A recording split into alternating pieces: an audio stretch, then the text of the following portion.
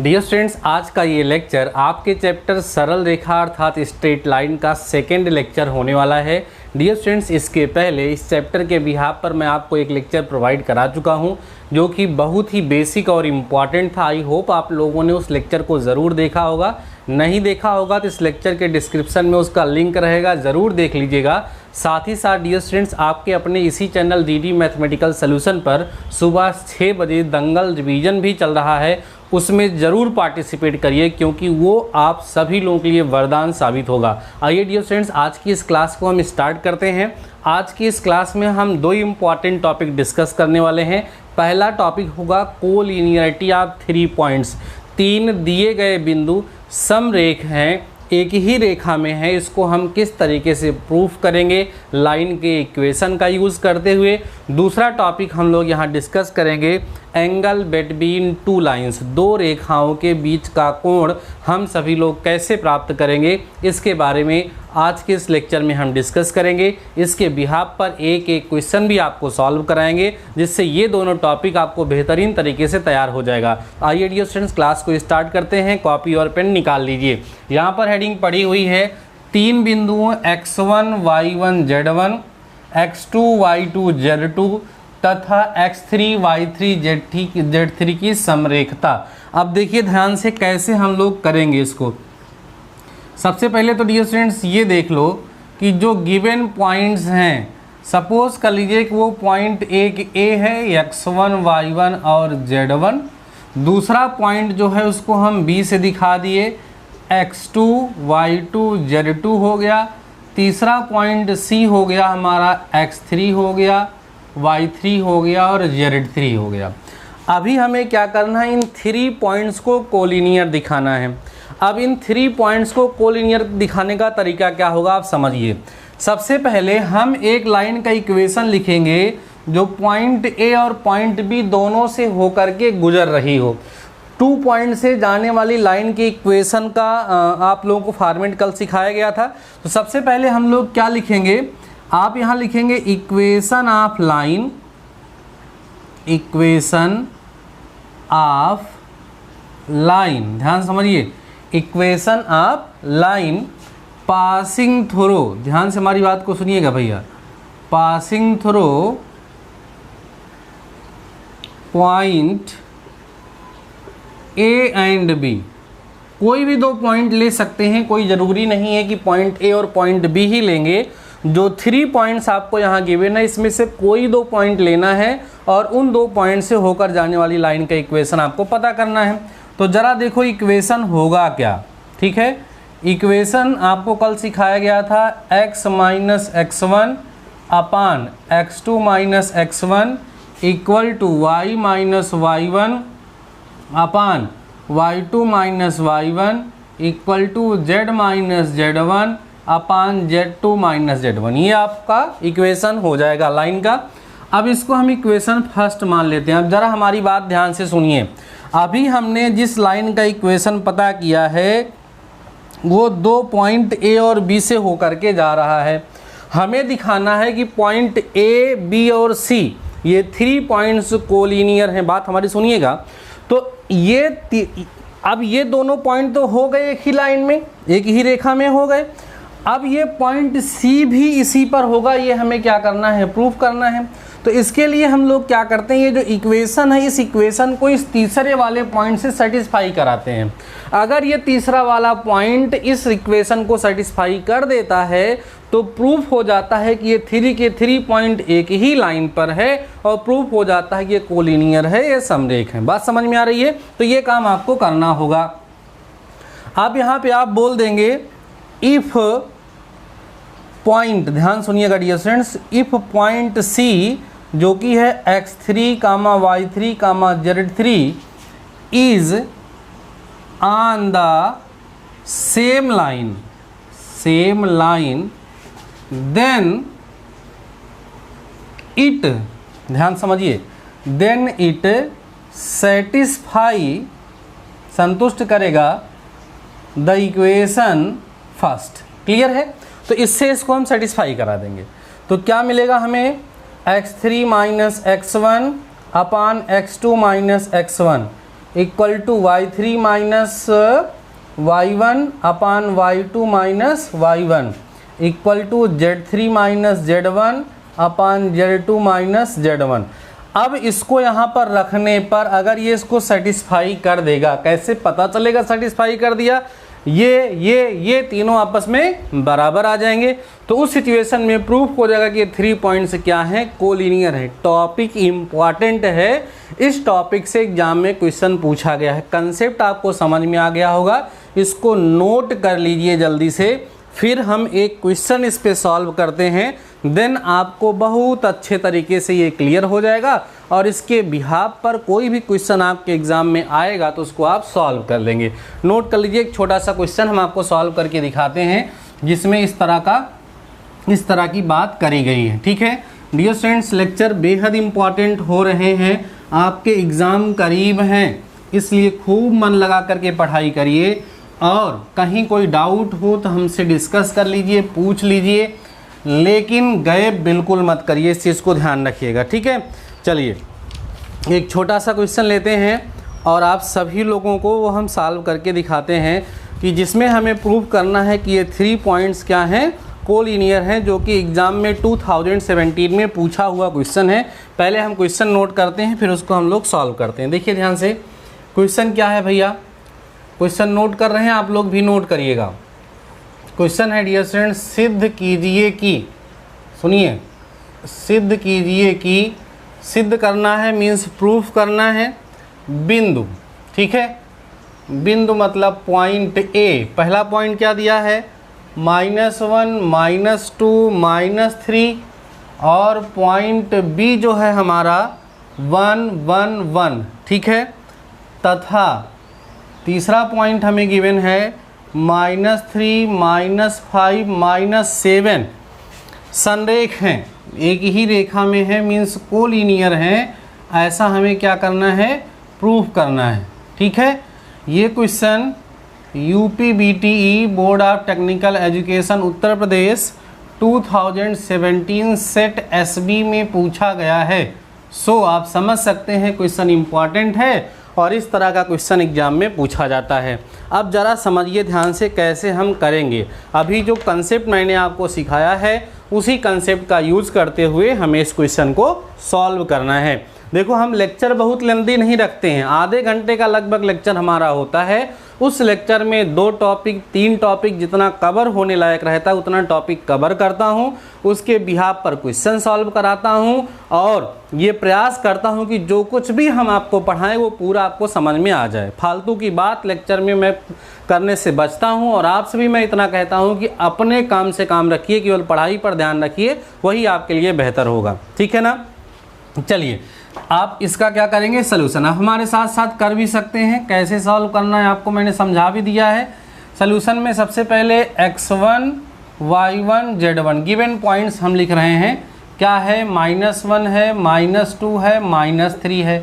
दूसरा पॉइंट जो गिवन है, चलो इसका पॉइंट A नाम है, इसका B दिया गया है, 1 1 1 दे दिया गया है और इसको हम x2 y2 z2 से दिखा देना, x2 y2 और z2 कितना दिया है, 1 1 एंड 1 और point C means x3 y3 and z3 आपको गिवन है -3 -5 एंड -7, ये आपको यहाँ पर दिया गया है। तो सबसे पहले हम लाइन का इक्वेशन फाइंड करेंगे। Equation of line, equation of line, रेखा का समीकरण, पासिंग थ्रो, ध्यान सुनो भैया, पासिंग थ्रो कहाँ से जाने वाले, passing throw A and B, point A और B से जाने वाली लाइन का इक्वेशन हम पता करने वाले हैं। फार्मूला क्या होता है जरा ये देख लें, x minus x1 upon x2 minus x1 equal to y minus y1 upon y2 minus y1 equal to z minus z1 upon z2 minus z1। ये फार्मूला होता है, इसको अप्लाई कर दीजिए, वैल्यू रख दीजिए। अब ज़रा देखिए x माइनस x1 कितना है, -1, तो x प्लस 1 हो गया, x2 1 है और ये -1 तो यहाँ 2 आ जाएगा। ठीक है, equal to Y minus Y one करेंगे तो यहाँ वाई प्लस टू आ जाएगा, वाई टू वन है और ठीक है वाई टू वन है और वाई वन माइनस टू है, तो यहाँ पे कुल मिला के कितना आ जाएगा 3 आ जाएगा, है ना, ठीक है 3 आ जाएगा। उसके बाद आगे बढ़ते हैं z माइनस z1, तो z1 माइनस 3 है तो z प्लस 3 आ जाएगा अपन z2 माइनस z1 1 और प्लस 3 मतलब 4 आ जाएगा। इस तरीके से आप लोग देख पा रहे होंगे कि हमें लाइन का इक्वेशन मिल गया। अब यहाँ लिखेंगे यदि पॉइंट C -3 -5 -7 पर है, यदि इतना ये बिंदु है रेखा 1 पर होगा तो इसे क्या करेगा, संतुष्ट करेगा। ठीक है, संतुष्ट कराइए ज़रा, देखिए ध्यान से। x1 x की जगह पे वैल्यू कितनी रखेंगे -3, -3 + 1/2 यहाँ आ जाएगा, यहाँ -5 + 2/3 यहाँ आ जाएगा।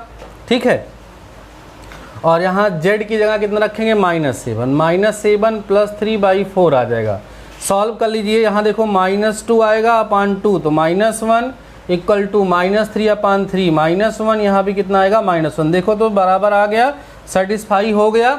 इसका मतलब इससे क्या प्रूफ हो गया कि इसका मतलब ये है कि जो गिवन 3 पॉइंट्स हैं वो क्या हैं, कोलिनियर हैं। अगर वो पॉइंट उसी लाइन पर ना होता तो उसके इक्वेशन को सेटिस्फाई ना करता। हम यहाँ से लिख देंगे अर्थात यहाँ देखो, अर्थात बिंदु A, B तथा C कैसे हैं भाई, संरेख हैं, ऐसा यहाँ से प्रूफ हो जाएगा। तो इस तरह का कोई भी क्वेश्चन आएगा तो मुझे उम्मीद है आप लोग सॉल्व कर लेंगे। पहले 2 पॉइंट का यूज़ करते हुए 2 पॉइंट फॉर्म का यूज़ करते हुए लाइन का इक्वेशन पता कर लीजिएगा। जब इक्वेशन आ जाएगा तो उसको तीसरे वाले पॉइंट से सेटिस्फाई करा दीजिएगा। अगर तीसरा वाला पॉइंट उसको सेटिस्फाई कर देता है, उसको संतुष्ट कर देता है, तो प्रूफ हो जाएगा कि 3 पॉइंट्स कोलिनियर हैं।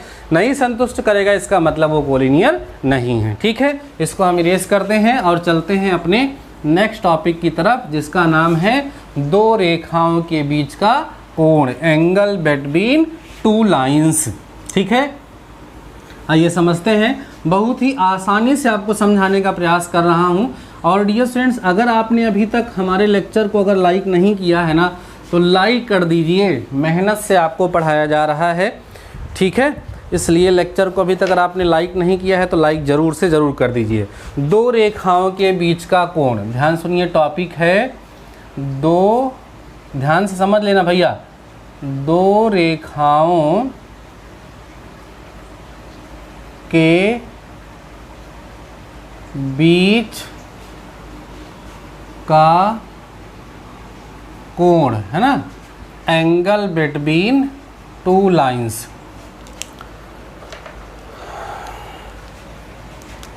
ध्यान से समझ लें, एंगल बिटवीन 2 लाइंस, इस टॉपिक को समझ लीजिए और फिर इस टॉपिक पर अभी हम आपको क्वेश्चन भी सॉल्व करा देंगे, तो ये ज़्यादा अच्छे से आपको समझ में आ जाएंगी। अब यहाँ पर हम 2 रेखाएं ले लेते हैं। लेट 2 लाइंस, लेट कर लेते हैं 2 लाइंस। पहली लाइन को L1 से दिखा दें, जो कि x minus x1 upon A1 equal y minus y1 upon B1 equal to z minus z1 upon C1 है। ठीक है, ये नीचे क्या लिखा है, डायरेक्शन रेशियोज पहली लाइन के लिखे हुए हैं। और दूसरी लाइन जो L2 है वो मान लो x minus x2 upon A2 है और y minus y2 upon B2 है और z माइनस z2 अपान क्या है, C2 है। ये 2 लाइन दी गई हैं, तो इन लाइन के बीच का एंगल कैसे हम पता करेंगे। अब ज़रा हमको बता दीजिए, 2 लाइंस के बीच का एंगल हम कैसे पता करेंगे। इन दोनों लाइन के डायरेक्शन रेशियो जब पता है तो हमें इनके बीच का एंगल निकालना तो बड़ा आसान है ना। यहाँ पर इसके डायरेक्शन रेशियोज जो हैं, डायरेक्शन रेशियोज है ना, डायरेक्शन रेशियोज इसके जो दो हैं वो A1 B1 C1 है, और इसके डायरेक्शन रेशियोज जो हैं वो क्या है भैया, A2 B2 और क्या है, C2 है। तो इनके बीच का जो एंगल है, इनके बीच का जो कोण है, उसको हम कैसे पता करेंगे बताइए। cos theta equal to formula बताया गया है ना, A1 A2 plus B1 B2 plus C1 C2 upon में under root A1 square plus B1 square plus C1 square into under root A2 square plus B2 square plus C2 square. ये formula आपको पहले से पता है, पहले chapter में ही आपको ये पढ़ा दिया गया था। तो इसी फार्मूले की मदद से हम इन दोनों लाइंस के बीच का एंगल पता कर पाएंगे। cos theta equal to A1 A2 plus B1 B2 plus C1 C2 upon this. अगर डायरेक्शन कोसाइन गिवन है तो आपको पता है cos theta equal to L1 L2 plus M1 M2 plus N1 N2 होता है, लेकिन यहाँ पर क्या दिए हैं, डायरेक्शन रेशियोज दिए हैं, तो इसलिए वो यहाँ पर लॉजिक यूज़ होता है। अब यहाँ पर नोट पॉइंट हमें दो ध्यान रखना होता है। पहला क्या, if L1 is perpendicular to L2, इसका मतलब अगर दोनों रेखाएं परस्पर क्या हैं, लंबवत हैं, परपेंडिकुलर हैं, तो क्या शर्त होगी। ठीक है, अगर दोनों रेखाएं लंबवत हैं तो क्या शर्त होगी, और अगर दोनों रेखाएं समांतर हैं तो क्या शर्त होगी। आइए ज़रा हम बात कर लेते हैं। हमने लिखा है if L1 is perpendicular to L2, then आपको पहले से पता है कि यहाँ पर A1 A2 plus B1 B2 plus C1 C2 equal to क्या होगा, 0 होगा। ये सब बातें बहुत पहले हो गई हैं और उसी का आप देख पा रहे होंगे बार बार यूज़ हो रहा है। दूसरा point if L1 is parallel to L2, ठीक है, अगर रेखाएं क्या हो, समांतर हों, तो उस सिचुएशन में क्या होगा, देन रेशियो सेम होगा, A1 अपान A2 इक्वल होगा B1 अपान B2 के, इक्वल होगा C1 अपान C2 के। आप इस दोनों को कंडीशन को ज़रा नोट कर लीजिए और इसको ध्यान रखिए। आइए एक छोटा सा क्वेश्चन हम सॉल्व करते हैं और सॉल्व करके आपको दिखाते हैं, तो आपको ज़्यादा अच्छे से क्लियर हो जाएगा। उम्मीद करता हूँ कि अभी ये टॉपिक जितना मैंने दोनों आपको पढ़ाया है वो बहुत अच्छे तरीके से आपको समझ में आ गया होगा। अब हम क्या करेंगे, इसके बिहाफ पर क्या करेंगे, क्वेश्चन सॉल्व करेंगे, जिससे आपका कंसेप्ट ज़्यादा अच्छे से क्लियर हो जाए। दो रेखाएं लिखेंगे, उनके बीच का जो कोण है, उनके बीच का जो एंगल है, उसको हम लोग यहाँ पर फाइंड करने का प्रयास करेंगे। ठीक है, आइए ध्यान से समझते चलिएगा। बहुत ही इम्पॉर्टेंट लेक्चर आज का ये हो रहा है। देखो, हर एक लेक्चर तो हमारा इम्पॉर्टेंट रहता ही है, क्योंकि जैसा कि हमने शुरुआत में ही आपको बताया कि आप प्रयास यही करते हैं कि हर एक लेक्चर में कम से कम 2 टॉपिक, 1 टॉपिक, 3 टॉपिक कवर करें और उस टॉपिक को अच्छे से आपको समझा दें। अभी जो क्वेश्चन सॉल्व कराने चल रहा हूँ, ये क्वेश्चन भी डियर स्टूडेंट्स प्रीवियस ईयर में पूछा गया क्वेश्चन है। तो आइए ज़रा हम इसको भी देख लेते हैं कि दो रेखाओं के बीच का कोण निकालने के लिए हमसे कहा जा रहा है जहाँ पर, वहाँ पर हम ज़रा ध्यान दे लेते हैं। पहले तो ठीक है,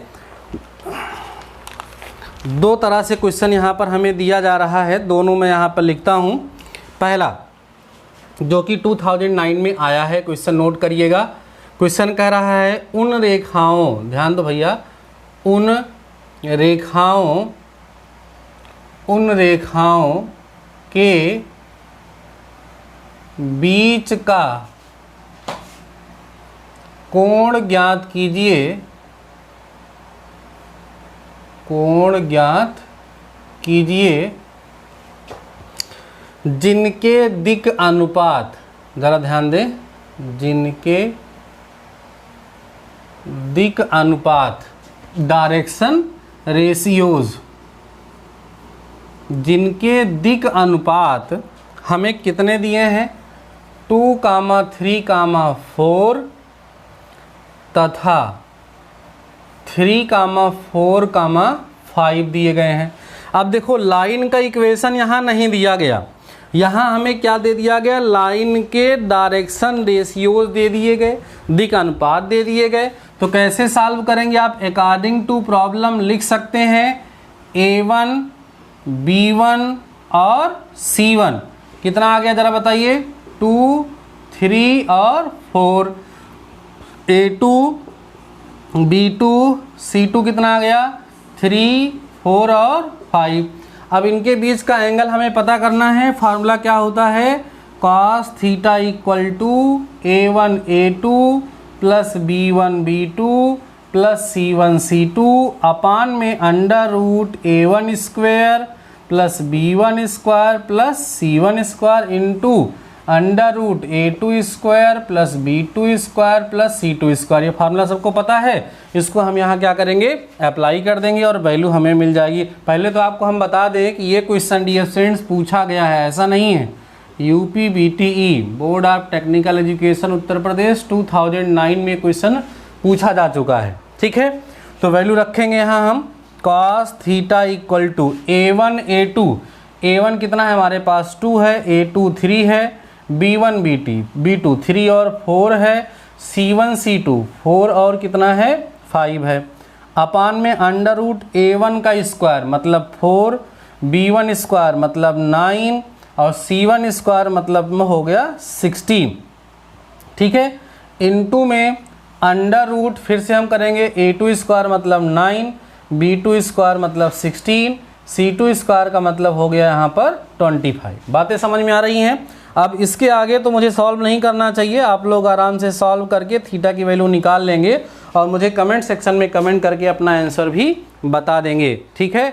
cos theta equal to A1 A2 plus B1 B2 plus C1 C2 upon में under root A1 square plus B1 square plus C1 square into under root A2 square plus B2 square plus C2 square वाला formula लगा दिया गया और इसका use करके आप इसकी वैल्यू पता कर लेंगे और मुझे इसका आंसर बता देंगे। अभी रुके रहिए, ठीक है, भागिए मत, अभी रुके रहिए, अभी और क्वेश्चन करना है। इस कंसेप्ट को एकदम से समझ लेना है हम लोगों को, तभी क्लियर हो पाएगा काम, ठीक है। 2 क्वेश्चन और कराएंगे। देखिए क्वेश्चन क्या है, क्वेश्चन लिख रहा है यहाँ पर रेखाएं कौन कौन सी हैं, x माइनस 1, ध्यान दो भैया, x minus 1 upon 2 equal to y minus 2 upon में 3 equal to z minus 3 upon में माइनस 3, ठीक है। तथा ध्यान से समझिए, तथा x प्लस 3 अपान में minus 1 equal to y minus 5 upon में 8 equal to z minus 1 upon में 4 के बीच कोण ज्ञात कीजिए। ध्यान सुनिए, के बीच कोण ज्ञात कीजिए। अभी देखिए यहाँ पर हमें 2 रेखाएं दी गई हैं, हमें क्या करना है, उनके बीच का कोण, उनके बीच का एंगल हमें फाइंड करना है। मुझे उम्मीद है कि हमारे सारे स्टूडेंट्स जो अभी हमारी बातों को सुने हैं उसको हमसे पहले इसको सॉल्व कर लेंगे, ठीक है। आइए इसको हम लोग सॉल्व करते हैं और देखते हैं कि इसका रिजल्ट क्या आने वाला है, ठीक है। गिवन लाइंस, जो लाइन लिखी गई हैं, दी गई हैं, उनको लिख लीजिए। क्या है, x minus 1 upon 2 equal to Y minus 2 upon 3 equal to z minus 3 upon minus 3। इसको आप कंपेयर कर लेंगे, किससे कंपेयर कर लेंगे, तुलना, x minus x1 upon a1 equal to x minus x2, sorry y1 होता है ना, y1 अपान में b1 equal to, sorry x नहीं y ना, यहाँ पर z minus z1 upon c1। तो यहाँ से आप देखोगे उसी रूप में ये है, तो a1 की वैल्यू 2 मिल जाएगी, b1 की वैल्यू 3 मिल जाएगी, c1 की वैल्यू आपको -3 मिल जाएगी। समझ में आ रही बात ना। अगेन फिर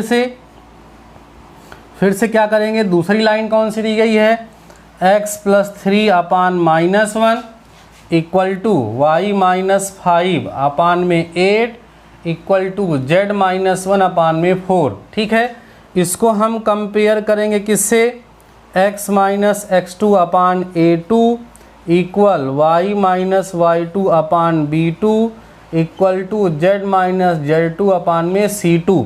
तो a2 कितना आ जाएगा बताइए, -1, b2 कितना आ जाएगा 8, c2 कितना आ जाएगा 4 आ जाएगा। क्लियर है ना।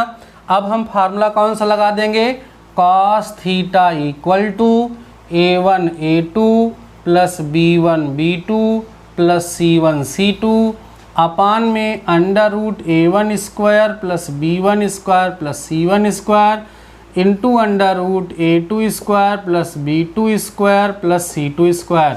वैल्यू रख देंगे, सॉल्व कर लेंगे, रिजल्ट आप सभी लोगों को मिल जाएगा। उम्मीद करता हूँ ये क्वेश्चन भी आपको समझ में आ गया होगा। इसका भी आंसर आपको कमेंट सेक्शन में कमेंट करके मुझे बताना है।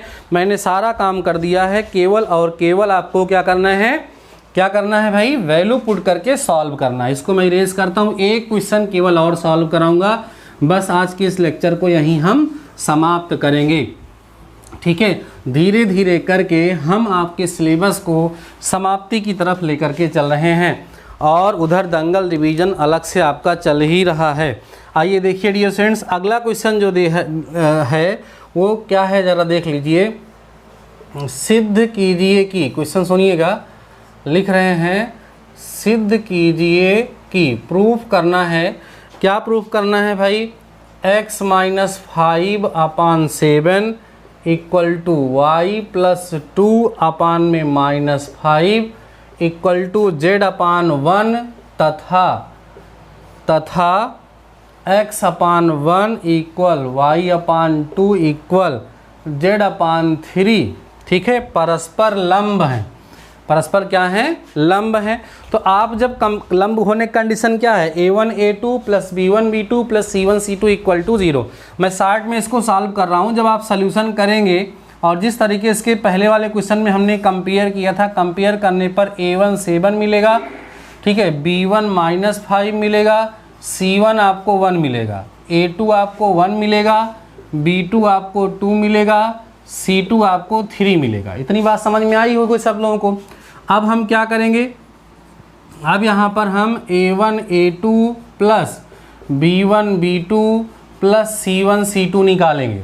ज़रा देखिए, A1 A1 7 है और A2 ये है, तो 7 इंटू 1 हो गया, प्लस B1 कितना है -5, B2 कितना है 2 है, C1 कितना है 1 है और C2 कितना है 3। अब ज़रा इसी को सॉल्व कर लीजिए।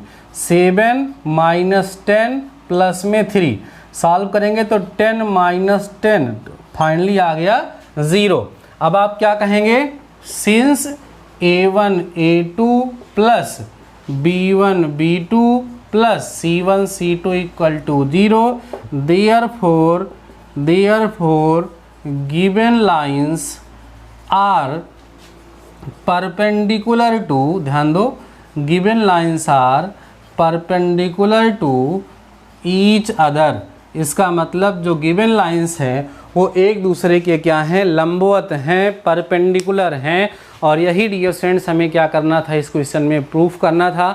उम्मीद करता हूँ कि आप सब लोगों को ये क्वेश्चन समझ में आ गया होगा। फटाफट से नोट कर लीजिए, जितना भी क्वेश्चन यहाँ पर मैं सॉल्व करा रहा हूँ, जो भी टॉपिक मैं यहाँ पर आपको करवा रहा हूँ, सारे के सारे टॉपिक बेहद इंपॉर्टेंट हैं। कोई भी टॉपिक आपको स्किप करने की आवश्यकता नहीं है, इस बात को विशेष आपको ध्यान रखने की आवश्यकता है। ये क्वेश्चन आपको समझ में आ गया होगा, फटाफट से इस क्वेश्चन को आप लोग नोट कर लीजिए। ठीक है, इसको मैं इरेज कर देता हूँ। कुछ टॉपिक्स और बचे हुए हैं, अभी उनको हम नेक्स्ट लेक्चर में कवर करेंगे। ध्यान रखिएगा, मॉर्निंग में 6 AM सुबह 6 बजे दंगल रिवीजन चल रहा है। वो एक ज़बरदस्त सीरीज है, उसको किसी भी कीमत पे स्किप मत करिए। समझ में आ रही बात है ना। आज की क्लास तो ये हो रही है, अब कल जो सुबह क्लास होगी उसमें सर्कल चैप्टर के very short answer type question कराऊंगा, जो कि 1 नंबर में आता है।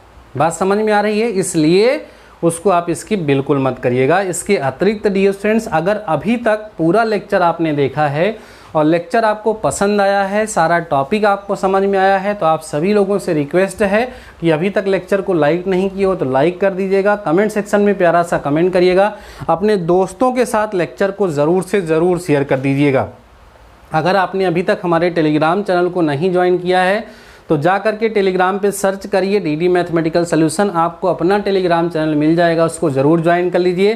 साथ ही साथ इस लेक्चर के डिस्क्रिप्शन में मैं टेलीग्राम चैनल का लिंक भी दे रहा हूँ, वहाँ से भी आप लोग उसको जा करके ज्वाइन कर सकते हैं। कभी कभी क्या होता है कि अचानक से इमीडिएट कोई इन्फॉर्मेशन मैं आपको देना चाहता हूँ तो वीडियो के माध्यम से नहीं दे पाता हूँ, तो टेलीग्राम के माध्यम से ही हम आपको इन्फॉर्म करते हैं। सो आप लोग अपने टेलीग्राम चैनल को ज़रूर से ज़रूर ज्वाइन कर लीजिए, क्योंकि वो आपके लिए काफ़ी ज़्यादा बेनिफिशियल होगा।